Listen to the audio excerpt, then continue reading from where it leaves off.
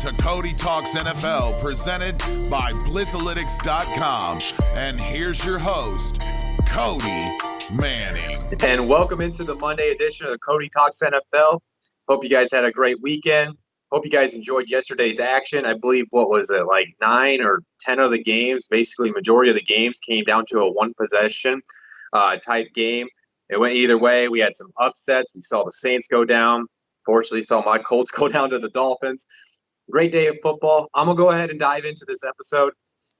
Like I talked about on these last week's episode, with it being after the trade deadline, the news front's going to be pretty quiet over this next few weeks. It's going to be more focused on football over news. I got 2 news points, though, I took from the weekend I want to talk about. And then I'm going to talk about the teams that played on Thursday night, the bye teams, see if there's any updates with them. And then I'm going to go into yesterday's recaps on where I feel with the teams and if there was any news or injuries that came out over the weekend. Biggest thing I think that came out yesterday, this was from Ian Rappaport. There is no progress on contract talks between the Dallas Cowboys and Dak Prescott. The report is no progress was made on contract talks during their bye week. In fact, negotiations in the earnest have not gone on for some time. One source told them there is nothing going on with that. So with that being said, it looks like Dak Prescott and the Cowboys are heading to the franchise tag more than likely. And I guess I actually didn't know they could do this underneath the current CBA, but Dallas could tag Dak Prescott, and then they could actually put the transition tag on Amari Cooper. But that's only allowed in this final year of the collective bargaining agreement that they could do that. So we'll see how they handle that situation. So it sounds like we're not going to get any contract updates throughout the rest of the season, and that's going to be a talking point for the Cowboys once we do reach the offseason. Next big thing that came out over the weekend was Matthew Stafford. He's got broken bones in his back, so he actually had to miss his first game in a long time yesterday. Because of that, we actually saw now, after this weekend, 16 teams, that's half of the league, has now had to turn to multiple quarterbacks this season. That's even upping the value of having a solid backup quarterback in this league. But as far as Matthew Stafford, he's got broken bones in his back. The report is he could be back as soon as next week, but he could also miss the next 3 weeks. One thing I was just thinking came to my mind is I wonder how much longer we're going to see Matthew Stafford in Detroit. He's an older quarterback. This is actually, he dealt with back problems last year. So this is 2 straight seasons of dealing with a back injury. Back injuries are not really something that you'd want to, mess around with. It's not great for your long-term future of your health. Now, he'll for sure be the quarterback of the Lions in 2020, but he's got 3 years left on his contract. So in 2020, he's going to be a $31.5 million cap hit.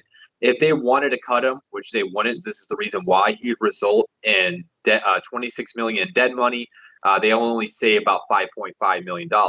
Now, if they were to draft a quarterback or at least get a development quarterback that can develop behind him, they do have some outs in his contract in 2021 and 2022. So in 2021, he'll have a cap hit of $30 million.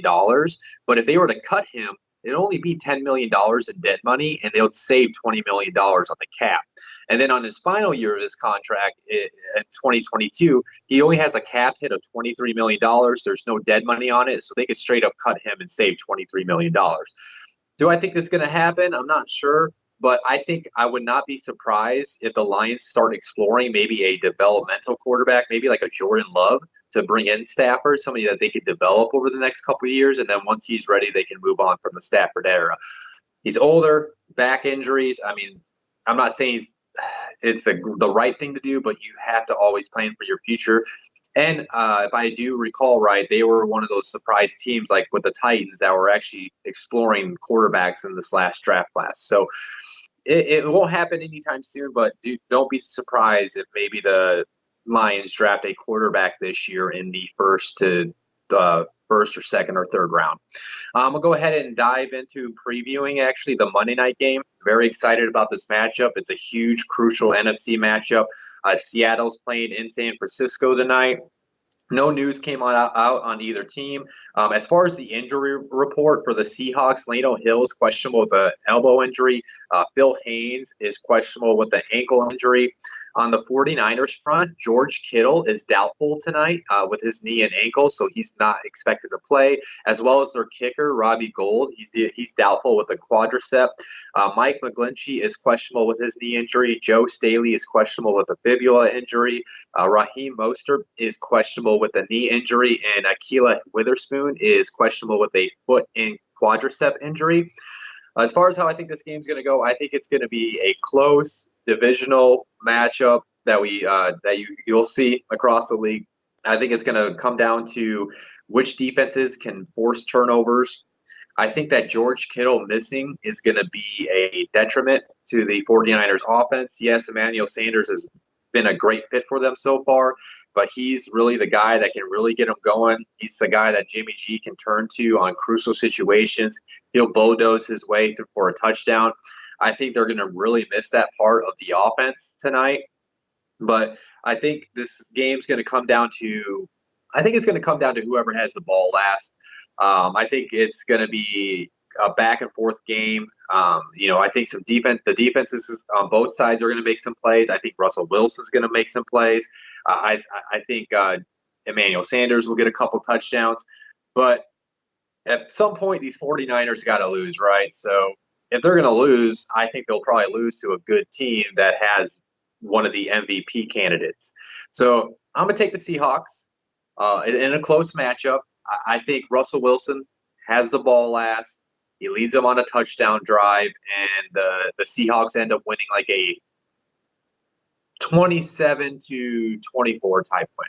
Or yeah, I can live with that. 27-24. I'll say they're down 24-20. Russell Wilson gets the ball under 2 minutes, leads them on the way, and let's just say for the heck of it, Josh Gordon catches the game-winning touchdown. That's my prediction for tonight. But I also wouldn't be surprised if the 49ers squeeze out the win too. I think, like I said, I think it might come down to whoever has the ball last. Either team can win this game. It's going to be a close, competitive game. I can't wait to watch it. I'm sure you guys will be tuning in for it. I'm going to go ahead and see if go through like the Thursday night teams and the bye teams and see if there's any updates for you guys. As far as the Thursday night teams, with the Chargers, no news came out over the weekend on them. With the Raiders, though, Carl Joseph did end up getting placed on IR. So that's a big injury for their young defense. He was really coming along. He was the one that he actually hurt himself when he sealed the game on that interception. And the result of that, they did sign DJ Swearinger. He's a veteran safety. He should be able to come in, not be as good as Carl Joseph has been this year, but he's a quality pickup at this point of the season. And they also did sign Deion Jordan because Arden Keys, I think, is going to be missing the rest of the season as well. So they just got some veteran players, but I think that Carl Joseph injury is kind of going to be a big impact on them because they already lost Jonathan Abram earlier this season, and their defense can't afford to keep on missing people. But they do have some good matchups coming up over these next 2 weeks where they can get Swearinger involved, and they should be able to pack on some wins to try to get into this AFC wild card that's basically wide open right now after this weekend. As far as the bye teams, no news on the Broncos, no news on the Eagles, Jaguars, Patriots, or the Texans. The only team that had some news came out about them is, of course, the one trash organization in Washington called the Redskins. Like I talked about on the Friday episode, they put Trent Williams on the NFI list, ended his season, and they actually went ahead and opted not to pay him the rest of the salary that he's owed. Good luck, Redskins. That's all I got to say. Good luck bringing any free agents to Washington when Dan Snyder is the owner. What free agent will ever want to go sign there and take themselves seriously playing for you? Have fun with that. That's all I got to say on that.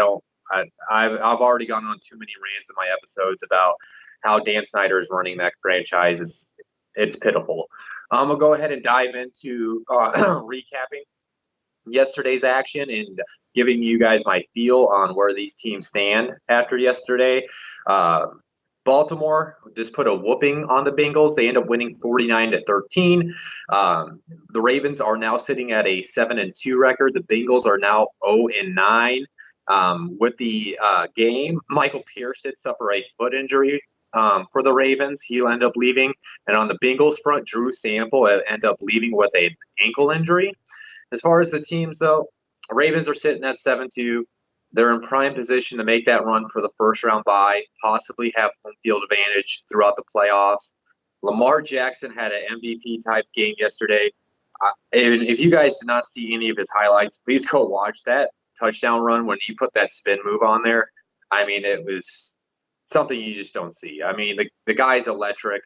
He's putting this team on his back, leading them to win. So you got to like what you're seeing from the Ravens.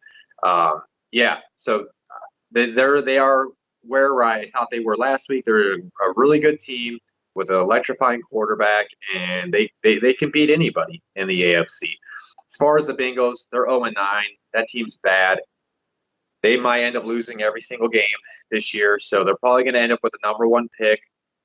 It's either going to be Joe Burrow or Tua, whoever they draft, but they need to get the quarterback of their future. But I also wonder if their head coach is cut out for it. But I also don't think the Bengals are the type of organization that will just fire a guy after 1 year. So he probably still has another year or two in Cincinnati. I'm going to go ahead and get into the next game. The Browns found a way to win against a good team against Buffalo. The Browns won 19-16. The Browns are now sitting at a 3-6 record. Bills are now sitting at a 6-3 record. No news or injuries came out for both teams over the weekend. As far as how I feel about these teams with the Browns, I'll start with them since they won. They're sitting at 3-6. They kind of got lucky. They had a couple of those trips to the red zone. They can't find a way to put the ball in the end zone. But either way, they did find a way to walk away with the win. Baker was able to, he was somewhat solid compared to how he's played this season. But they got OBJ involved, which always is a winning formula. Kareem Hunt came in and was able to provide a little extra juice to the offense.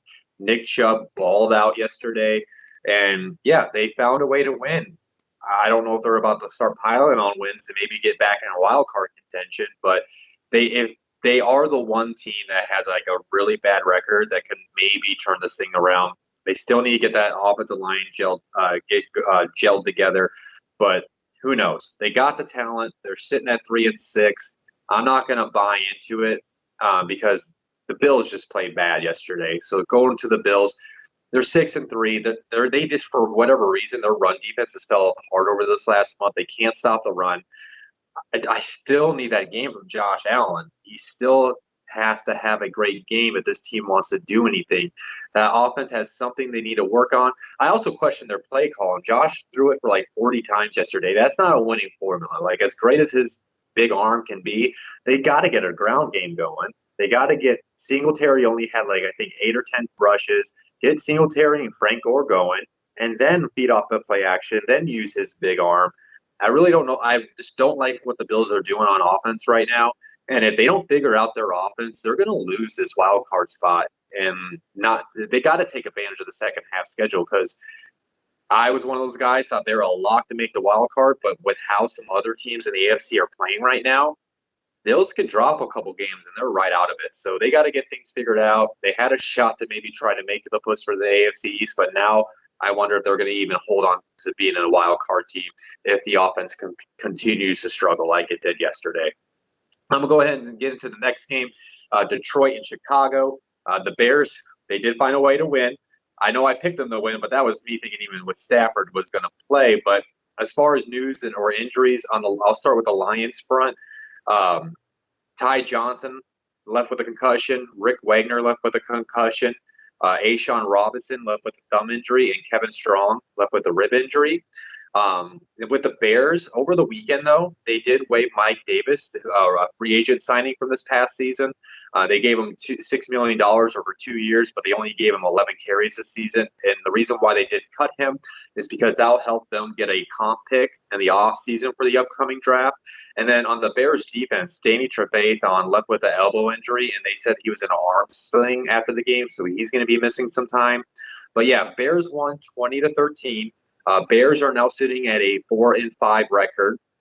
The Lions are sitting at a 3-5-1 record. I'll start with the winning team. As far as the Bears, they're sitting at 4-5. Yeah, Trubisky, he was able to make some plays for him yesterday. I thought they were going to get the ground game going, but he made some good throws. I'm not saying the thing has totally turned around for him, but he at least took a step in the right direction of maybe turning his season around for himself. Not saying the Bears are back because the Lions, again, were missing Matthew Stafford. Their team was already banged up heading into this matchup, and they lost 4 players in this matchup. So Bears took care of business at home. It was a divisional matchup. They're sitting at 4-5. We'll see if they can turn things around. I'm not buying on it. I probably think I'll tune into Friday's episode, but I think they'll lose next week against the Rams. But yeah, Bears are sitting at 4-5. As far as the Lions, though, they're 3-5-1.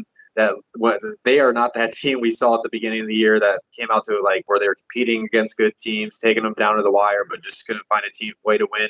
Now they're banged up. Now they might be missing Matthew Stafford for some time, and they're probably going to, if they miss Stafford for some time, they're probably going to lose until he comes back. Let's just be real. They're missing Kerryon Johnson. They're already missing Matthew Stafford. Jeff Driscoll's not he might be able to be a quality backup in this league, but he's not a starting quarterback. He's not even a backup that can come in and win you games. So, yeah, good luck to the Lions for the rest of the year. I do feel bad for you because you guys were kind of making me somewhat believe in you at the beginning of the season, but after Stafford's injury and after dropping multiple games over this past month, the little belief that I was starting to have for the Lions has completely washed away. And now going into the next matchup, the Giants and Jets. Jets end up winning 34-27. Jets go to a 2-7 record. Giants are now sitting at a 2-8 record. As far as news and injuries, with the Jets, it came out before the game that Jets owner Christopher Johnson is going to remain patient with Adam Gase. So obviously, if he's going to remain patient and the Jets won, that's going to buy Gase some time. So we'll see. I still think Gase is not the answer. I still think he's going to have to string a bunch of wins together to return in 2020. But hey, they won yesterday, so there's a start. And then with the Giants, Nate Solder ended up leaving with a concussion, as well as Janoris Jenkins left with a concussion. I'll start with the Jets. They're sitting at 2-7. They found a way to win. Sam Darnold had an okay game, pretty good game yesterday. Le'Veon Bell found the end zone. Their defensive front completely bottled up. Saquon Barkley, he had 13 rushes for 1 yard. It was something ridiculous. Speaking of Saquon Barkley, I still think he's still dealing with something with that ankle injury because he hasn't really looked himself since he's returned from it. I also don't know what the Giants are doing with him. It kind of seems like they're underutilizing a supreme talent that they have in him. It's like they're leaning on Daniel Jones way too much, and they need to be leaning on Saquon Barkley since Daniel Jones is a rookie. I'm starting to question Pat Shurmur as a head coach in this league. He's a great offensive coordinator. I don't know if he should be. I don't know. I'm questioning him as a head coach, but I'm trying to give him the benefit of the doubt because he is dealing with a under-talented roster with a rookie quarterback. So I don't want to pile in on him, but there's some decision-making of his that I'm starting to question. But yeah, both teams are still destined to be a top 10 picks. If not, both are going to be top 5 picks in the draft this year. It's just that one bad team found a way to win against another bad team yesterday. Going to the next game, Kansas City surprisingly got upset against the Titans. Titans won 35-32. No news or injuries on the Titans front. With the Chiefs, Martinez Rakin left with a knee injury, and Blake Bell also left with an ankle injury. This was kind of a surprise. Not kind of. This was a complete surprise to me. At one point, it seemed like the Chiefs were going to walk away with this, and then they let Ryan Tannehill, out of all people, lead the comeback against them. End up giving them enough time to take the lead. Chiefs did have an opportunity to tie the game, but that kick was blocked.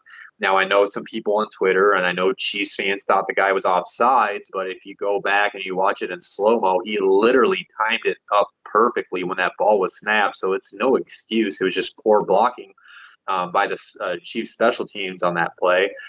But yeah, Chiefs are now sitting at a 6-4 record. That's I still think they're going to go on a run and figure it all out. But man, they could really lose this season away if like the Raiders were to go on a run and they keep on dropping games like they keep on doing. Titans are sitting at a 5-5 record. They're probably going to end up finishing 8-8. I know the people might want to jump back up on the Titans after beating the Chiefs, but they just found a way to win. They were able to just score enough points and outscore the Chiefs somehow. The Chiefs defense, after coming along when Patrick Mahomes was out, completely fell apart yesterday. I mean, when you're letting Ryan Tannehill throw deep balls and pick you apart like that, that's on the defense. So I put this game on the Chiefs defense. They couldn't find a way to close out the win when the Chiefs had the lead. Patrick Mahomes made some plays for them. But they also couldn't get that run game going. There's a lot of inconsistency on this Chiefs team right now so far for the season, but they got plenty of time to figure it out to go win the AFC West. Just make it to the playoffs. And Patrick Mahomes has the talent to take you the way. But if they keep on dropping games like this, it's going to end up biting them in the ass when it's all said and done. I'm going to go ahead and get into the next game. Arizona did travel out to Tampa Bay, and Tampa Bay found a way to win this one, and it was a close matchup. No news or injuries on the Bucs front. As far as the Cardinals, Patrick Peterson ended up suffering a calf injury, and he was kind of getting beat up throughout the day. He hasn't looked like himself since he returned from his suspension. As far as the Bucs, though, they're sitting at a 3-6 record right now. The Cardinals, they're sitting at a 3-6-1 record. I'll start with the winning team. As far as the Bucs, yeah, they're like I've been saying, they're a competitive team underneath Bruce Arians. Jameis, man. He's gonna start a game with an interception, but then he's still gonna make plays and help you win games throughout the game. Mike Evans had a good day. Godwin had a good day. Hey, guess what? O.J. Howard lives, and he's a real person. Surprising what happens when you actually get him the ball. He produced for them yesterday. Ronald Jones looked great in his first start when he was getting a bunch of snaps outside that fumble he had, but he was able to continue to produce for the team. And then their defense, Jamal Dean, man, that pick at the end of the game helped them steal the win. They end up ending Kyler Murray's 5-game non-turnover streak, but Kyler Murray still had a great day. Christian Kirk went off against the Bucs defense. But yeah, as far as how I feel about both teams, with the Bucs, they're sitting at 3-6. Like I said, they're going to be a competitive team. They should be able to beat the good teams. They should be able to beat the bad teams, beat the mediocre teams, and they're going to be competitive against the great teams. So they're just not going to be an easy out.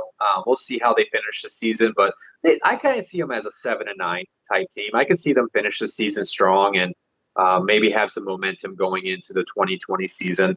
As far as the Cardinals, though, 3-6-1, they just don't have enough talent. Kyler Murray is their quarterback. He's fun to watch. He's really fast. I love watching him run and scamper, but they just need more playmakers on the offense. They need DJ. I don't think DJ is fully healthy too. They need to get him fully healthy, but they just need so much help on that defense. That defense's secondary is just bad right now. I'm gonna go ahead and go into one of the upsets from yesterday, and it wasn't even just like an upset by a field goal. It was just a flat out big upset. Falcons win 26-9 against the Saints. The Falcons go to 2-7 record. Saints are now sitting at a 7-2 record. As far as injuries, Devontae Freeman did get hurt for the Falcons. He injured his foot. With the Saints, Marcus Lattimore did suffer a thigh injury against the Falcons yesterday. I'll start with the winning team. Falcons are sitting at 2-7. They just found a way to win a divisional matchup. I'm not going to buy into it too much because I can completely see this team falling flat in their face next week. But Dan Quinn survives another week after this performance. The report is out there that Arthur Blank's basically evaluating him on a week-to-week basis. But they found a way to win. The offense was able to move the ball. The defense completely balled out. They got more sacks, I think, yesterday than they did all season long, or at least right below what they were at what they had throughout the season. But yeah, they found a way to win. I still think they're going to pick up. They're end up going to still pick in the top 10. I'm not completely thinking the Saints are going to flip this thing. The Falcons are going to flip this thing around. But as far as the Saints, it was just kind of like underwhelming game for them. Like the Saints just came off a bye. You totally expect they would come out firing in a divisional matchup off a bye week, but offense just couldn't get anything going. Defense got embarrassed yesterday. But maybe this is one of those type of losses a team like the Saints need. Bring them back down to earth. But at the end of the day, they're still 7-2. And most of us, after the Drew Brees injury, thought they would already have at least 2 to 4 losses. So they're still sitting at 7-2. They still got a comfortable lead on the NFC South. My mood doesn't change on them. They're still one of the better teams in the NFC, and I would expect the Saints to bounce back after a loss like that. I'm going to go ahead and get into the afternoon games, and this one's going to hurt for me to go through as a Colts fan, but Dolphins found a way to upset the Colts. They won 16-12. Dolphins are now sitting at a 2-7 record. Colts are now sitting at a 5-4 record. No news or injuries on the Dolphins front. With the Colts, Jordan Wilkins ended up leaving with a ankle injury. As far as the Dolphins, you got to give it up for Brian Flores. The dude is coaching the hell out of a very, very, very under-talented roster.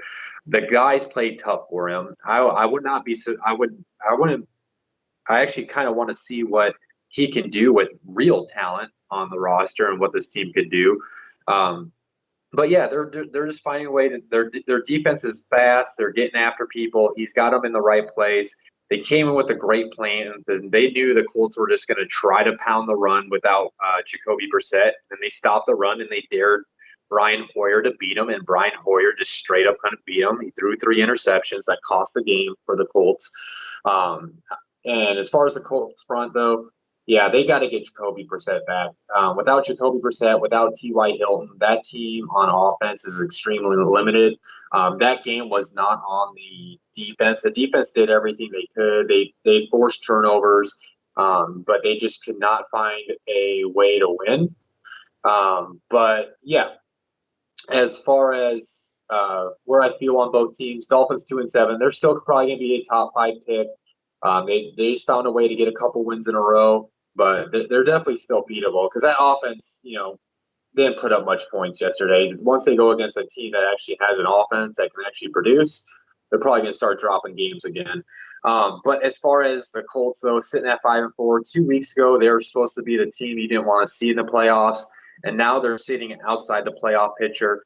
They need Jacoby Brissett back next week, and if they don't get Jacoby Brissett back soon, they're going to watch the playoffs fall away, and this is going to seem like that great start that Indianapolis had at the beginning of the season it's an afterthought at this point. So they just need their playmakers back. The team is just too injured right now to compete on offense. I'll go ahead and get into the next game. The Steelers and the Rams. Steelers did beat the Rams 17-12. Both teams are now sitting at a 5-4 record. With the injuries on the Rams front, their center, Brian Allen, he carted off with a knee injury, and Darius Williams left with an ankle injury. On the Steelers front, Ryan Switzer did leave with a back injury. As far as how I feel about both teams, with the Steelers, man, first of all, Minka Fitzpatrick, I don't care that he was at the Dolphins at the beginning of the year. If you guys listen to my mid-season update, I said there was no clear-cut runner for the Defensive Player of the Year. Well, Minka Fitzpatrick is not the front runner, but he's now entered that conversation. He is basically leading this team to wins. He's scoring touchdowns because the offense can't do anything. I still don't think the Steelers team is going to be able to keep this up and make the playoffs because it's not sustainable for their defense to have to score all the touchdowns and get their offense in great field position when their offense cannot do anything. Their offense is still kind of putrid. They can't get the ball down the field. I don't believe in Mason Rudolph, but they're in the playoff picture right now after yesterday. And then with the Rams, the Rams are okay. So Rob just gave me some updates. So with Minka Fitzpatrick's 7 games with the Steelers, he's got 34 tackles, 5 interceptions, 1 forced fumble, 1 fumble recovery, 2 defensive touchdowns, and Pittsburgh is 5-2 in those games. So if that doesn't scream Defensive Player of the Year, then I don't know what does for you guys. But yeah, as far as the Rams, the Rams defense did what they had to do. I mean, they held the Steelers offense down. They got a touchdown off their defense. They got a safety off their defense. This is all in the offense. So blame needs to be put on Jared Goff. Blame needs to be put on Sean McVay. I know they're dealing with offensive line problems, but there's ways you can scheme around your offensive line problems. Jared Goff just hasn't been the same over this whole season. He's not looking like how he did when Sean McVay came to Los Angeles. And right now, I just don't see the Rams making the playoffs just because of the offense. And if that offense cannot get things turned around, they're going to need to make some changes. They may need to look to move some people to help fix the offensive line, maybe get some draft capital, maybe trade away one of those wide receivers to bring in a solid offensive lineman. I don't know. It feels like the Rams are destined to probably barely miss the playoffs. They'll probably still finish with a 9-7, 10-6 record, but with how the NFC is right now, that might not be enough to make it as a wild card team. And it feels like the Rams are just destined to be that team that loses the Super Bowl, have that Super Bowl hangover, and they're just going to have to retool that offense in the offseason. But yeah, we'll see. There's still plenty of time to fix things. As far as the final afternoon game, it was the Snow Bowl. It was really cool to watch this game. Packers end up beating the Panthers 24-16. Packers are now sitting at a 8-2 record. Panthers are now sitting at a 5-4 record. As far as news, with the Cam Newton, I talked about it on Friday, but now it came out over the weekend. He is considering having surgery. If he has this surgery, that should get him healthy by March, which would help him either, return to the Panthers or end up going to a new team. But it sounds like the era in Carolina is coming down to an end. With the Packers, though, through the game, Tremont Smith and Ty Summers end up leaving with a concussion. As far as the game, though, Packers just found a way to win this one. It was a very close game, fun game. The one thing I just took from this game, even in a losing effort, Kyle Allen, man. The guy's a competitor. He's not the best quarterback. He's not going to be an Aaron Rodgers, but he's going to keep his team within games to win. He's a solid game manager. I wouldn't say that he's like a franchise quarterback, but he's able to compete in a game like that against a good defense in the snow. He had him right there at the goal line, but they just couldn't punch in the game to try to go tie it up with a 2-point conversion. Panthers sitting at 5-4. They're just going to be a team that can be competitive with the great teams, beat the bad teams, beat the mediocre teams. They're probably like the Rams, right? They're probably going to be like a 9-7, 10-6 team. But I just don't know if that's going to be enough to make it in the NFC wildcard position. They're just going to need to start stringing together wins. They got a solid team, though. They're going to compete every week. Packers, though, they're sitting at 8-2. They got Aaron Jones going yesterday. Aaron Rodgers had a solid day. Devontae Adams is officially back after his toe injury. I know he played last week, but he balled out yesterday. So Packers find a way to win. They're sitting at 8-2, and now they're in prime position to try to get a first round bye, and maybe even with the Saints dropping now, I'm sure the Packers and the next team I'm going to talk about, who's also competing in the NFC North, they're going to be watching this game closely tonight, because if the 49ers drop this game, they're going to be trying to get that home field advantage in the NFC, which might be a big thing. And then speaking of that, I'm going to go ahead and get into last night's Sunday night game. The Vikings found a way to win against the Cowboys 28-24. Vikings are now sitting at a 7-3 record. Cowboys fall to a 5-4 record. From the game, Jeff Heath ended up leaving with a shoulder injury. Now, with the Vikings, this came out over the weekend, but their defensive tackle, Linval Joseph, had knee surgery over the weekend for a meniscus injury, and he should return at some point this season. I'll start with the winning team, though. Vikings, they're sitting at 7-3. Man, they just ran the ball all over the Cowboys. It was so weird to see. I don't think I've ever seen a team just run the ball down the throat of the Dallas defense over the last couple of years in Dallas like that. I mean, Dallas took the lead, and the next play, the Vikings ran basically 10 straight times right down their throat and scored the touchdown. But yeah, and then Kirk Cousins he had a really great game on prime time, beat a good team on the road. So he might have somewhat erased that narrative that he can't perform in the clutch. He had a great game too. But Dalvin Cook was unstoppable last night, and that was a playoff type of game between those teams. And Vikings found a way to get a big win, stay within a game in the NFC North. I still think they're a playoff team. I still think they can win the North, but it's just going to depend on how the Packers go to play throughout these next few weeks. So I don't have it on the top of my head, but whenever those teams meet next, it seems like that might be the game that determines who wins the North when the Packers and Vikings play again. But yeah, they're 7-3, and we'll see if they can just keep on piling on wins, because even at a 7-3 record, they're right now the 6th seed in the NFC. So every win matters, and especially when you play a potential playoff team and the Cowboys. But as far as the Cowboys, 5-4, I just have a lot of questions, a lot of questions of how the Cowboys ended the game. As far as the Cowboys, no, he didn't call it Lincoln Riley last night. Rob. As far as the Cowboys and how this ended last night, I have some questions though. But yeah, Rob put in the script if Jerry Jones called Lincoln Riley. I don't think that he would have done it like that.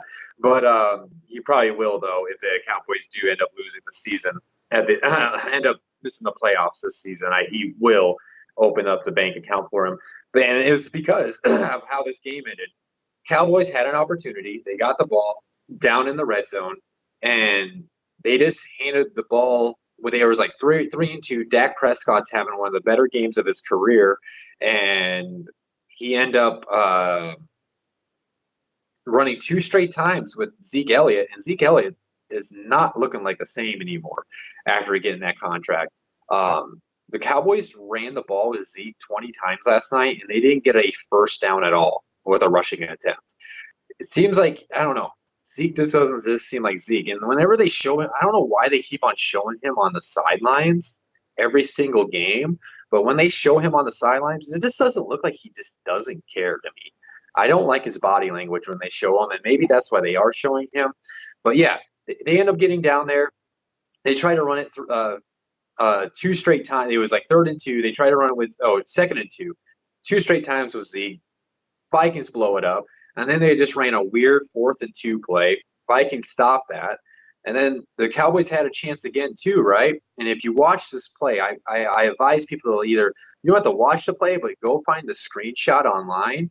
But Cowboys stop the Vikings because they had 3 timeouts. They're forced to punt now. Tavon Austin's the returner for the Cowboys. And if anybody knows, Tavon Austin's got some playmaking ability. Yes, he hasn't shown it too much in the NFL, but he's got the speed and the playmaking ability where if you see the screenshot when he catches the punt, he could have not only returned it to give the Cowboys great field position, but with his speed, I believe he could have returned it for a touchdown. But the coaching staff told him to fair catch it. And he fair caught it, and there wasn't a Vikings player within 10 yards of him. So there's the question right there. And then they just kept on letting Dak throw little dinks and dunks until they finally did the final Hail Mary. At those point in the games, you got to take multiple shots on the Hail Mary. You're not getting in field goal position. You don't do those type of plays. Yes, Jason Garrett, this is on him as a coach after last night's game. It feels like he ended up watching it. But, yeah, I don't think Jerry called him last night. Rob, but eventually that call will be coming. And then as far as the Thursday night prediction, this week's Thursday night game, Pittsburgh is traveling to Cleveland to face the Browns. As far as how I think this game's going to go, it's going to be hard to predict. Divisional matchups on a Thursday night game are tough to predict, but I like I said, I don't think what the Steelers are doing and how they're winning is sustainable. Because if that offense can't produce, they're not going to end up winning games at the end of the season. I'm going to say Cleveland at home, coming off a win. I think they're going to be feeling themselves. I think they're going to enter this game with a lot of confidence, and they're going to find a way to win. It's going to be a close game. I think the Browns will win 21-17. I think OBJ will have a game. I think they're going to get the running game going, And I think their defense is just going to get after Mason Rudolph and force him into turnovers. I think Myles Garrett has a big-time performance on Thursday night.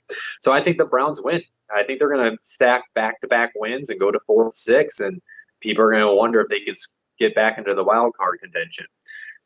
Producer question, are you comfortable saying that Lamar Jackson is the best quarterback from his draft class, and could he be a legitimate MVP candidate this season?